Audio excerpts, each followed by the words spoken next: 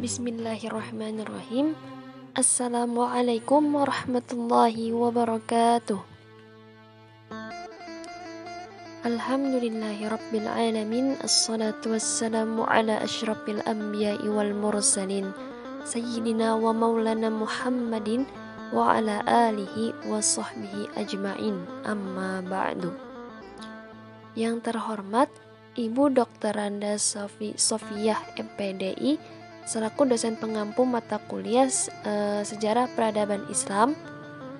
Perkenalkan, kami dari kelompok 3 yang beranggotakan saya sendiri Kania Husna dan teman saya Muhammad Iqbal. Pada kali ini kami akan mempresentasikan materi mengenai tentang sejarah dinasti Umayyah. Langsung saja memasuki materi yang pertama, A. Mengenai sejarah berdirinya dinasti Umayyah. Dinasti Umayyah dinisbatkan kepada Umayyah bin Abdusyam bin Abdul Manaf, yang mana ia adalah salah satu tokoh yang penting di tengah suku Quraisy pada masa jahiliyah. Ia bersama pamannya Hashim bin Abdul Manaf selalu bertarung dan bersaing dalam mempertahankan kekuasaan dan kedudukan. Dinasti Umayyah didirikan oleh Muawiyah bin Abu Sufyan bin Harb. Muawiyah disamping ia sebagai pendiri daulah Bani Umayyah, ia juga sekaligus menjadi khalifah pertama yang memindahkan ibu kota kekuasaan Islam dari Kufah ke Damaskus. Bani Umayyah sendiri sudah lama ingin berkuasa untuk memimpin kaum muslimin, yaitu sudah sejak ada pada masa kepemimpinan Khalifah Abu Bakar As-Siddiq. Namun memulai pergerakannya ketika momentum Utsman bin Affan dari Bani Umayyah menggantikan posisi Umar bin Khattab sebagai khalifah. Pada saat itu Muawiyah bin Abu Sufyan menjabat sebagai gubernur Syam menggantikan saudaranya. Sejak kekhalifahan Umar bin Khattab, ia semakin bersemangat mempersiapkan segala hal agar pusat pemerintahan dapat berpusat di Syam. Sehingga ia menunjukkan penentangannya kepada Khalifah Ali bin Abi Thalib dengan berdalih menuntut balasan atas terbunuhnya Utsman bin Affan. Sebagai orang yang ingin merebut kekuasaan atau ingin menguasai wilayah Islam, dalam status sosial, Umayyah dan keluarganya memiliki status sosial yang tinggi di kalangan masyarakat Mekah. Hal ini disebabkan nasab mulia dan kekayaan yang berlimpah dimilikinya. Namun pada awalnya dinasti Umayyah berdiri mendapat pandangan yang negatif oleh sejarawan karena dianggap curang dalam mencapai legalitas pendirian dinasti Umayyah. Bahkan lebih daripada itu, Muawiyah juga dituduh sebagai pengkhianat prinsip-prinsip demokrasi yang telah diajarkan dalam Islam, karena dialah yang awalnya mengubah kepemimpinan negara dari seorang yang dipilih rakyat menjadi pemerintahan yang bercorak kerajaan diwariskan secara turun-menurun. Padahal hal tersebut hanya dugaan yang salah. Kemudian setelah Khalifah Ali bin Abi Thalib wafat, maka pemerintahan digantikan oleh Al-Hasan atau putranya, Hasan bin Abi Thalib. Namun pemerintahan Hasan sangatlah lemah dan tidak punya kapabilitas setingkat dengan Muawiyah. Sehingga sebagian besar pemerintahan Islam pada saat itu berada di bawah pengaruh Muawiyah bin Abi Sufyan. Hingga terjadilah penyerahan kepemimpinan Hasan bin Abi Thalib kepada Muawiyah dan pembayatannya terjadi di Kufah pada Rabiul Awal pada tahun 41 Hijriah yang kemudian dikenal sebagai dengan Amul Jamaah atau tahun persatuan, yakni persatuan umat Islam di bawah kepemimpinan tunggal. Adapun Al-Hasan kembali ke Madinah kemudian meninggal pada tahun 51 Hijriah. Sejak tahun 41 Hijriah inilah kepemimpinannya dipegang Muawiyah berpindah haluan tempat menjadi ke Damaskus atau Syam. Lanjut ke slide berikutnya. Adapun para khalifah yang memimpin pada dinasti Umayyah ada 14 orang. Yang pertama, Muawiyah bin Abi Sufyan pada tahun 41 Hijriah sampai 60 Hijriah. Kedua, Yazid bin Muawiyah pada tahun 60 Hijriah sampai 64 Hijriah. Ketiga, Muawiyah II bin Yazid 64 sampai 64 Hijriah, yakni selama hanya 1 tahun. Kemudian Marwan bin Al-Hakam pada tahun 64 Hijriah sampai 65 Hijriah. Yang kelima, Abdul Malik bin Marwan 65 Hijriah sampai 86 Hijriah. Kemudian khalifah ke-6 Walid bin Abdul Malik, yaitu pada tahun 86 Hijriah sampai 96 Hijriah. Yang ketujuh, Sulaiman bin Abdul Malik pada tahun 96 Hijriah sampai 99 Hijriah. Yang kedelapan, Umar bin Abdul Aziz 99 Hijriah sampai 101 Hijriah. Kesembilan, Yazid II bin Abdul Malik pada tahun 101 Hijriah sampai 105 Hijriah. Yang ke-10, Walid II bin Abdul Malik pada tahun 105 Hijriah sampai 125 Hijriah. Yang ke-11, Walid II bin Yazid pada tahun 125 Hijriah sampai 126 Hijriah. Yang ke-12, Yazid III bin Walid pada tahun 126 Hijriah sampai 126 Hijriah, artinya selama 1 tahun. Kemudian ke-13, Ibrahim bin Walid pada tahun 126 Hijriah sampai 127 Hijriah.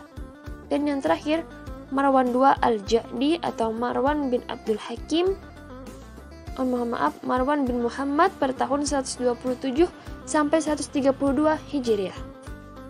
Nah, itu tadi nama-nama khalifah yang memimpin pada dinasti Umayyah. Jika teman-teman ingin melihat bagaimana kondisi pemerintahannya, bisa dibaca di makalah, karena jika dijelaskan di sini waktunya tidak akan memungkinkan.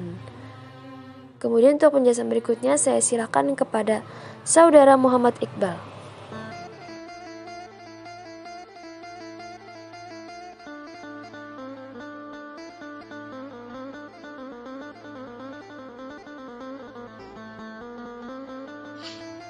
Selanjutnya, perkembangan peradaban Islam pada masa dinasti Umayyah. Pastinya di dalam dinasti Umayyah juga memiliki banyak hal yang terjadi, tentunya dengan peradaban Islam.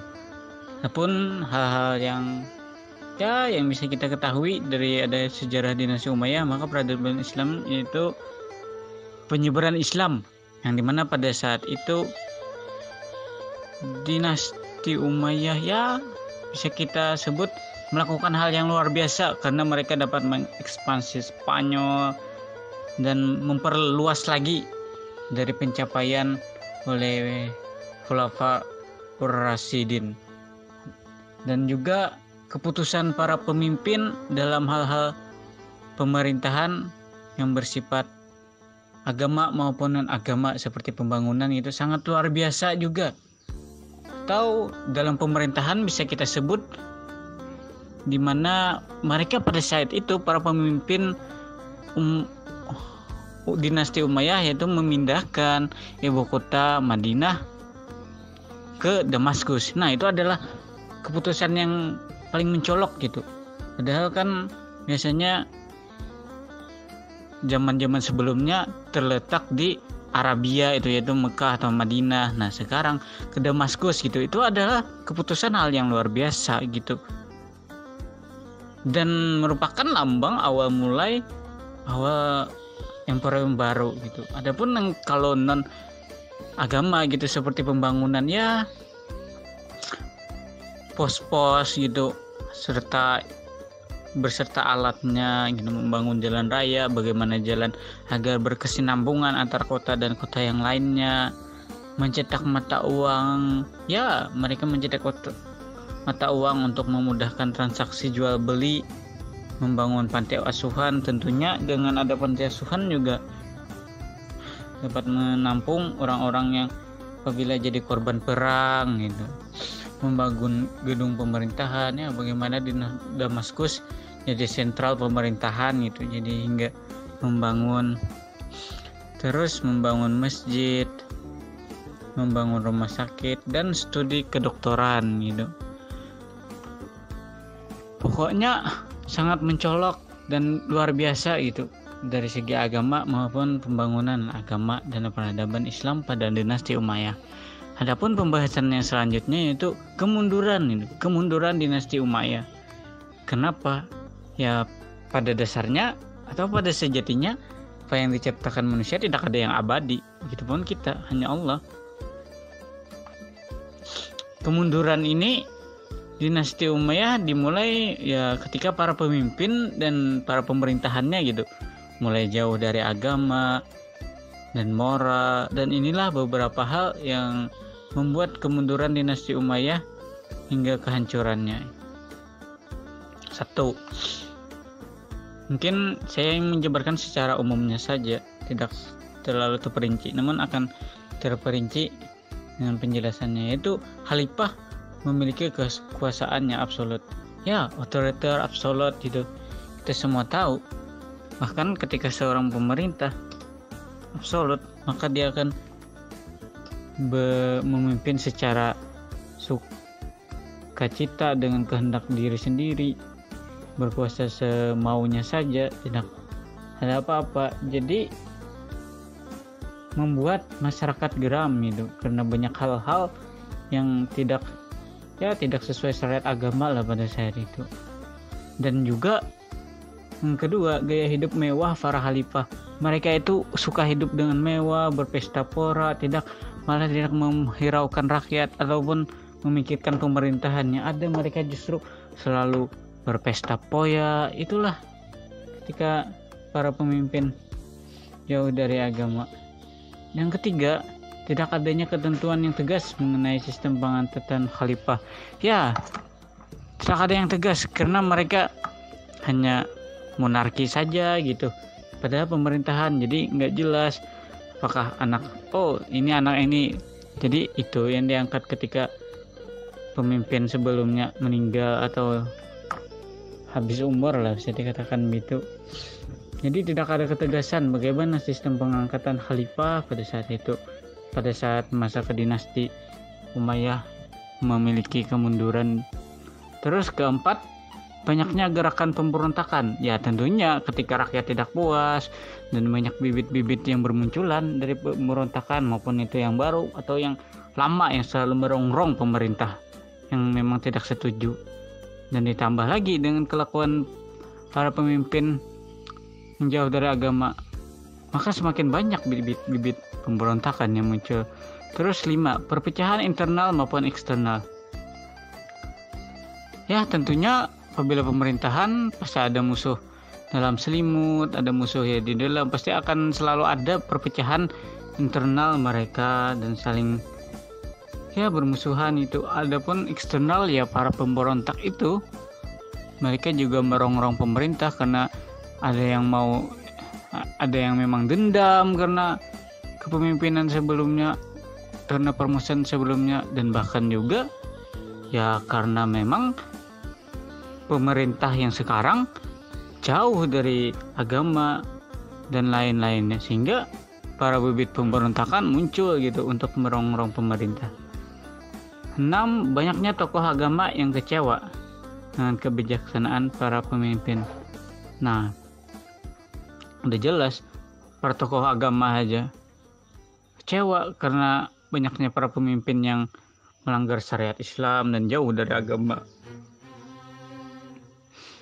Hingga pada akhirnya Marwan bin Muhammad dibunuh dan berdirilah dinasti Abbasiyah. Mungkin itu saja sih penjelasan dari saya.